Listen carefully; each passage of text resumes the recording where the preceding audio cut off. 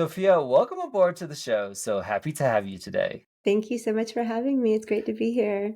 I have a personal confession. I am petrified, about to publish my first book. You have published five. So, in my own self interest, tell me about that moment where you decided that you have the right to, Oh, or voice or knowledge or experience to publish your oh first my book. goodness. Great start. Great start. Well, first of all, I'll confess I'm a mechanical engineer who thought they could write. Um, so that was a huge leap in the first case. But I did go into the social sciences after mechanical engineering for my master's and PhD. And this is the funniest story. And I actually don't tell it very often, but I was couple years into grad school, and I was leading a sustainability movement, not only for the campus, but for the state.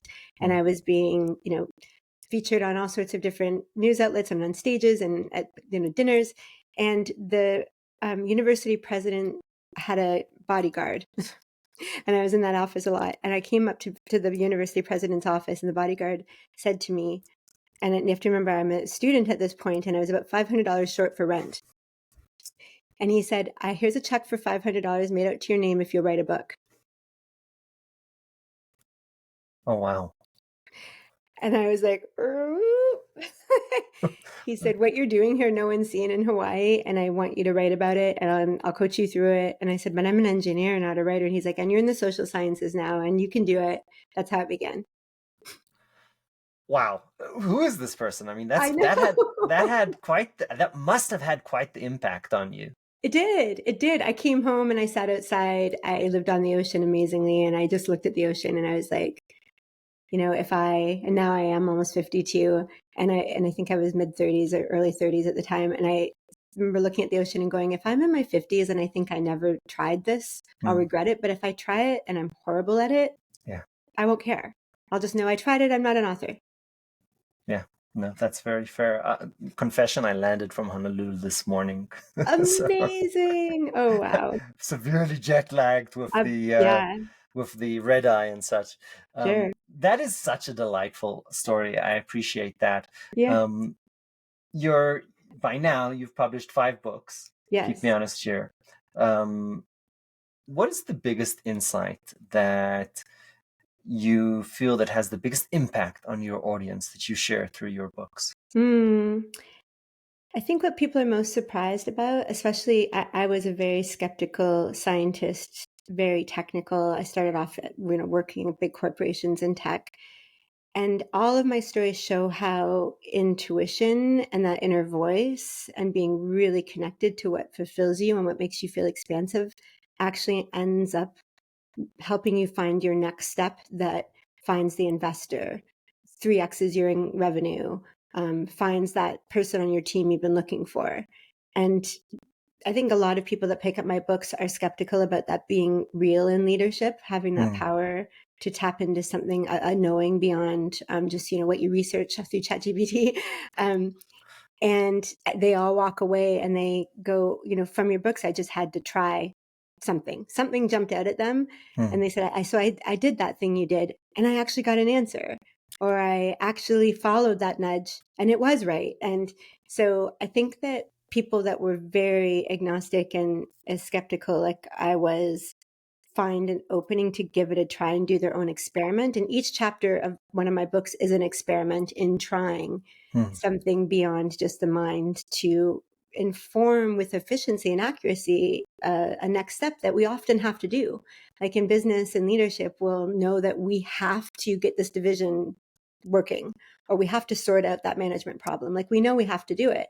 And there's a lot of information that can come to us from what I call the field than just our minds and just what our peer reviews say, et cetera. And so I've worked with hundreds of leaders in 24 countries that now know that that's something they can actually use reliably once they learn how to do it. And I think my books, that's what everyone tells me. They walk away with a nugget that gets them going in that direction that resonated with them. And they're encouraged to make their own experiment and find out for themselves. Because I went to believe that if I didn't, have reliable, repeatable experiences. But you started off as a mechanical engineer, Yeah, social scientist. What was the moment? And your books have a, keep me honest here, sure. almost a spiritual level to them. They do. They do. what was your change part where you were Sure. like, oh, I there's something more here, because that Yeah. wasn't your background. No, no, I was pretty much the opposite of that, and would honestly like make fun of it or think it was. We didn't have the word woo back then, but I would have said that's woo. I don't want to talk about it. It's not interesting to me. Yeah. Um, I'm sure I said worse things than that. And I was 30, I mean, really 30, and it was working in this big tech company. And it was right after NAFTA, where I was sent over to Mexico to set up a new tech manufacturing plant, which I was very excited about. And the young woman, that was rare to be chosen for that kind of leadership role. And when I got there, I just realized they were exploiting people and the environment in every way imaginable. And it wasn't just them, it was every company being set up Yeah. there.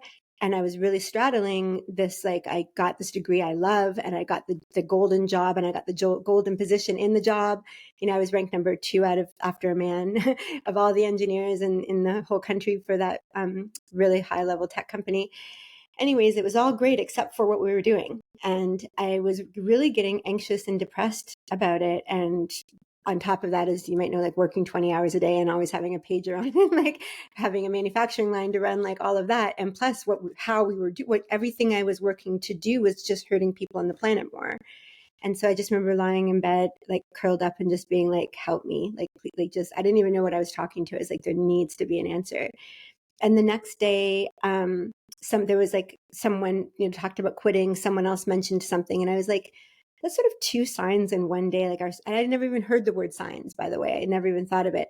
And I went with a friend for lunch, and she's like, do you think these are signs? I'm like, what does that even mean? She's like, just the universe telling you to do something. I'm like, I don't believe in that. And I'm like, quit my job. I'm one of the youngest women to get this far at this company. And as I said that, and I was in Toronto, there's 3 million people. The door of the restaurant we were sitting in opened, and a woman walked in. And I said, no one does that except that woman. The woman that just walked in here quit a month ago to teach physics to kids. And I was like, that's 3 things in a row. That's improbable mathematically. And so I literally decided to do it as an experiment. Like, what if I follow this and I do it? Will I keep getting signs like that? Will other information come to me? And again, I didn't have any books or reference or internet even much then. It was just maybe there's something that has an intelligence that I don't quite understand. I didn't think of it as spiritual. I just thought of it as physics, literally. And I followed it, and I kept following it. And the more I followed it, the more it worked. And the more I came to rely on it, and that it allowed me to, run 4 companies at once and be a professor and, have 50 staff spread around and still be doing my own PhD. And everyone was like, how are you doing this? I'm like, intellect and intuition. I consult both in every single choice, and together they inform really rapid processes. And I mean, people look at business leaders and go, they have a gut instinct. They shoot from the hip, but they nail it. It's the same thing. I just made it into a science. I never thought of it as spiritual. And in fact, my COO the other day, she said, do you think of yourself as spiritual? I was like, no. She's like, how can you not? And I said, okay, so if everyone thinks the world is flat, but I think it's round, and I go and sail around it 3 times and I come back, am I spiritual? And she was like, oh, you feel like you're a scientist. I'm like, I'm totally a scientist. I'm a scientist that was willing to discover, like, do my own experiences to know for myself and then share that with others. Let me play the devil's advocate here for a Yeah. moment. What if my gut instincts just suck? Yes. And that's often the case, actually. Yeah, that's often the case. Then you think it's your gut instinct, but it's really not. And I would say the 2 things I'm asked all the time are, how do you know it's not just your mind? And how do you know that you're not just making it up or projecting it? And the other one is, once people actually experience it for themselves and now know it's true for themselves, they go, when did this begin for you? Which is why I wrote the memoir, because I answered that question so thoroughly for so many years. I'm like, I actually can't talk about it anymore. Read this book. So I chronicle the first 3 years of me living like this in my memoir so that people can have their own experience of what I experienced and then go get their own experiments. Because I can tell you anything, but until you learn to reliably listen to it. So I often encourage people, if it's not working for you, it's not giving you good results, garbage in, garbage out, stop doing what you're doing. And the way that you can start to really, truly experiment with it is to take a benign choice that you have, like go to the party or not go to the party. something that doesn't matter, and feel into the future field of it, like quantum physics wise. Just put yourself there in the future and just be like, how do I feel at this party? And then go and see if it feels that way. And for me, I got that down to a science, and I would just go, not even because I wanted to go or not wanted to go. I wanted to find out if what I felt was real. And and now I use it to know if I'm supposed to be at that conference, or if I'm supposed to, invest that 6 figures in the next leap of my company with this company. What will I feel like once I make that investment? And it's really become consistent. So I would say if your gut instinct sucks, either one, you don't need it, because a lot of people don't need it. They're kind of integrated, and they just kind of have a gut knowing that they think it's their mind and it works well. So don't even go there. If life is working for you, great. And it ain't broke. Yeah, no worries. And I know people that I watch them make intuitive moves without knowing it's intuition. I watch them just know and do it. And I'm like, that is intuition talking to you, but you don't realize it. That's great. But other people are like, when I had 2 sales jobs, and I was the top in the country for both, and people would say, how do you do it? And I said, I literally feel into each office of where I'm supposed to go, if that's going, and because of that, I can do my job in 5 hours a week. And they're like, I'm working 40, 50 hours a week to just try to get one lead. And I was like, yeah. They're like, then they want to know how to do it. Mm. And I'm like, feel into one, feel if it feels expansive. Do your shoulders go back, or does it feel collapsing? I mean, we're not the only animal that doesn't have instinct. We just use our mind to override it rather than work with it. So there's a lot of skeptics listening to us right now. Yeah, I'm So sure. I'll give them something to think about. Okay. One of the things you just described in decision-making science is called a pre-mortem. And what a pre-mortem is, it's a visualization of what are the things that can go wrong in the future where something hasn't happened yet. And then you kind of reverse that and peel the onion and think, well, that is the eventuality. How do I avoid those situations? You didn't say it in those exact words, but that's what I was thinking about as you explained your process. So my gut feeling is that a lot of what you're doing has basis in the social sciences, which should not be a surprise because you studied social Yeah, fair, psychology. fair, fair. Yeah, yeah, yeah. Yeah. Yeah. Yeah. I mean, there's a lot of neuroscience too. I went and did a postdoc in Lisbon in neuroscience afterwards, because I was like, how is my mind doing these things that I do so naturally now? And I learned a lot about that. There is like a lot of neuroscience that backs these types of knowings, and that studies it broadly. So yeah, I found that there's a lot more than I knew in science as I was discovering these things personally. Yeah, I was just livid when I don't know if you remember this was a long time ago. The Secret came out, the book. And I Oh, was like, this is bullshit. yeah, But I'm then still not a fan, to be honest, but yes. but there's one thing in there, right? This law of attraction thing that's based on social science of the Pygmalion effect. So Mm, that aspect of social science is proven. It's a thing. You mm, can explain it. Of course, they took it way too far, but there's some social science in there. So, and you talked about an element of the Pygmalion effect actually at the beginning, right? This kind of attraction element. So there, it's interesting because there's a lot of stuff we don't know what we don't know, yeah, but there's a lot to back it up in the social sciences. So it's absolutely interesting. yeah, and also in quantum physics as well. Absolutely. Yeah. So okay. It's hard. My audience is going to be like, "Ari, ask her about the 4 companies at once." They're not gonna be very disappointed in me if I don't go back and ask you Oh, about this. okay. What was that about? Yeah, I had a bunch of smaller companies in Hawaii when I became a professor of sustainability and entrepreneurship, and I was given a large grant by the state to create a business accelerator. Hmm. So from statewide, we had companies that were going through that accelerator with an education program I created. So there was that. I had a co-working space. It was Impact Hub Honolulu, part of the global network of Impact Hubs. So I was the founder and director of that. And so that was running and operating.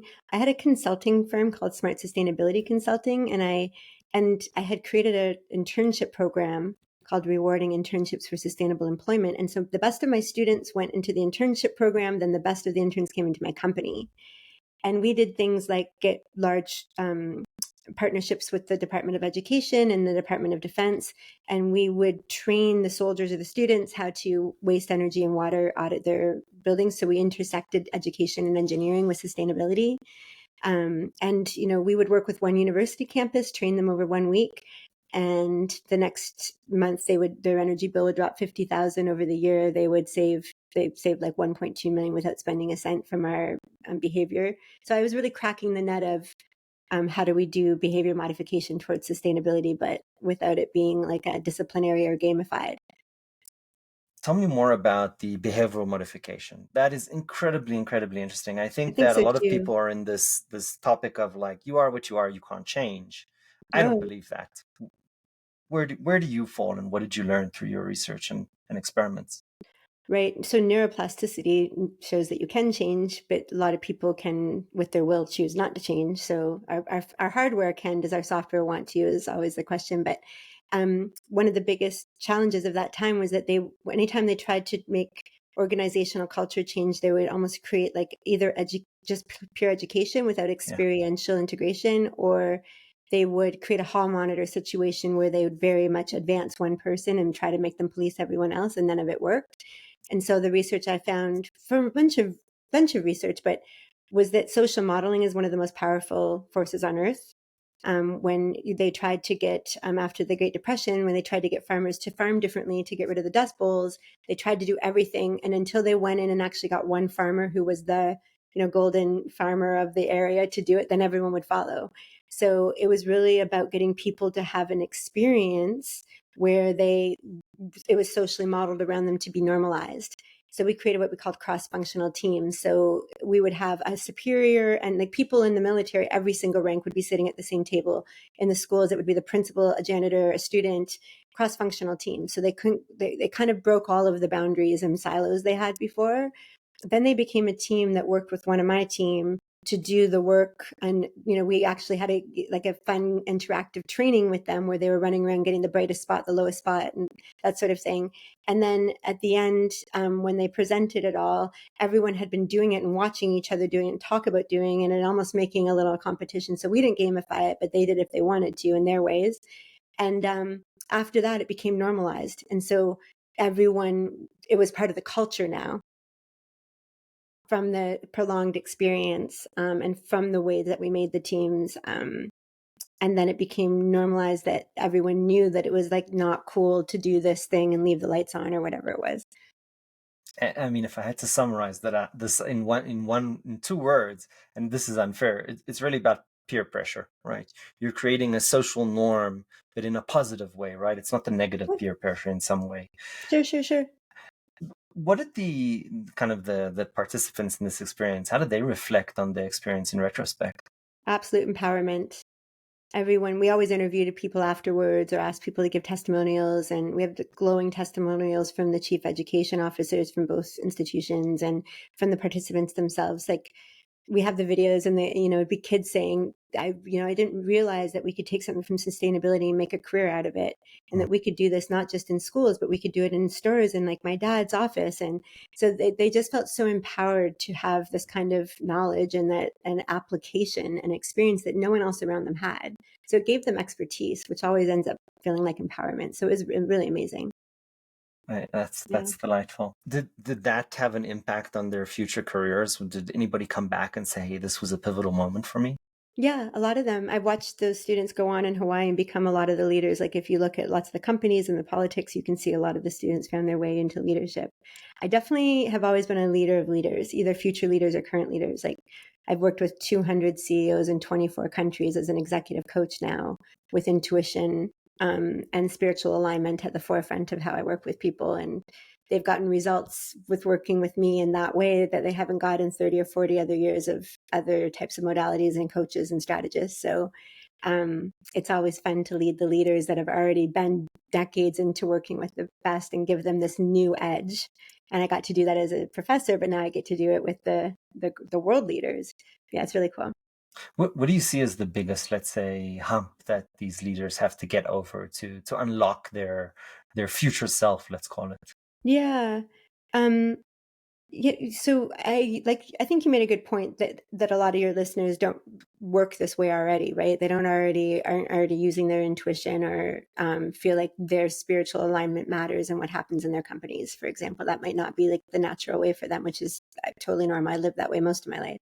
The leaders I work with don't think that. They already know that's true. So I don't get people to that. I get to the people that are already working that way, but want to know how to like hone it to perfection, like to Mm. the most it can be, and to solve very specific problems that are very hard to solve otherwise. Um, so the biggest thing that I do with them, I mean, I think if I was working with the people you're talking about, the biggest problem would be to get them to even believe the world works this way, which I wouldn't do that. But with these people, they're already directors of the biggest companies in the world, and they've already had great success doing this. Mm. So it's hard for them to believe there's something except that they're using their tools that they've been using and it's not working anymore. So the biggest hump to get over is what's the pivot that they need to make beyond what they know. And they're already 60 and they've already the director of the biggest company in the world. And so the big thing is to really relieve blind spots. Mm. Like for them to actually be able to open their mind that they have a massive blind spot. And that blind spot is usually a part of them that they think is okay, that needs to be healed, a wound that they think is not affecting their world and is Mm. greatly affecting their world. So sometimes my work will almost immediately go to, we really need to heal this pattern that showed up in your childhood, in your marriage, it's in your business team, and it's in your entire company. And I've helped someone heal that wound. And then the next day their profits double. Their energy just shifted the whole ecosystem. And they don't realize how much their power shifts the ecosystem, their actual energy. Is there any story that you're able to anonymize and share with us about a real experience that somebody Sure. had? I mean, I'll share a different one than I usually share just to mix it up. But one that comes to me is someone that he mostly served, his product mostly served, I would say, 18 to 22-year-olds. And in talking with him, he very much revealed that he hated that age group, thought they were annoying. Like compared to yeah. So he just had all of these things. And I was like, it's amazing you're doing sales at all. And he's like, it doesn't matter. How I feel about that age group doesn't matter. My team loves them. They all love them. And I'm like, oh, your energy very much affects the ecosystem of which Mm. you are the powerful, like the energy source. The sun affects the ecosystem, like the whole, solar system. And I was like, let's heal it and see what happens. And he was like, how do you heal it? So we went on that journey. And then I think it was either the next day or the day after, he texted me and woke up in the middle of the night. And he was like, I know I shouldn't be texting in the middle of the night, but I woke up and I totally understand what you're talking about. Like that really is a huge, huge wound. And I finally let it go. And it was the next day that he had the top sales they'd had, and they stayed there. They just kept climbing. They had been plateaued.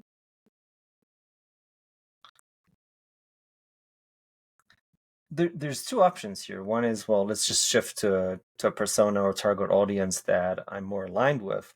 But the other is, no, let's make what we're doing work. Is there a Always. choice there, or how do you kind of approach that? I mean, from my work, the best way to do is always to do the healing. Hmm. It's like you can always not look at the wound and just go another direction. That wound's never going to go away, and it's just going to cause another problem somewhere else. How do you even recognize that there's this invisible thing that's holding you back? What your world isn't working in some way that means something to you. Hmm. I mean, people come to me because I'm all by referral, pretty much. And people watch someone they've known for decades or they worked with for decades totally transform their health, their happiness, the business. And then they say to them, what are you doing? They're like, I'm working with this woman. And then I get a phone call. And they're like, I don't know that I entirely understand what you do, but I see the results that you get. And I'm like, well, what results are you looking for? Hmm. And they'll tell me specifically, there's this thing I can't crack. And then we'll go, that's the first thread that we pull. And why do you say health? Health. Yeah, you said transform their health. Oh yeah, every single leader work with, once they get spiritually aligned, their body follows. I mean, all of them have some sort of physical transformation, reverse aging, essentially.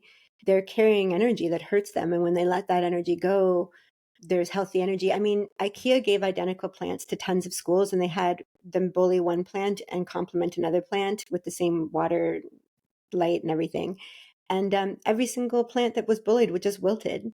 And if you look at the kid that's always bullied, they're just their skin is sagging, their hair is falling out. They're not okay. And it's energetic more so than just mental, because plants are energetic. And so when I help people clear things they've been carrying for decades, and that is carrying in their system energetically from their whole company, carrying that wound as well. And they drop it, they just like revert, like lots of health hormones sort out, hair grows, wrinkles reverse, like all sorts of things. Sophia, believe it or not, we're almost out of time. Mm-hmm. There's only one scripted question in the show. If you had to go back to 20-something-year-old Sophia, Yeah. and this is a difficult question because it's personal, what would Okay. you advise her? Personally, so yeah, I was in engineering school, right in the heart of it. I had no access to intuition or any of this. I think I just felt really alone, that there was really just me and school and work and creating the life that, everyone else was doing, probably having a family and getting married when I didn't know anything else. And I would just tell her, you're not alone and you can create things way different and more you than all of that. You're not alone. Sophia, Dr. Sophia, thank you so much for joining us today. Thank you so much for having me.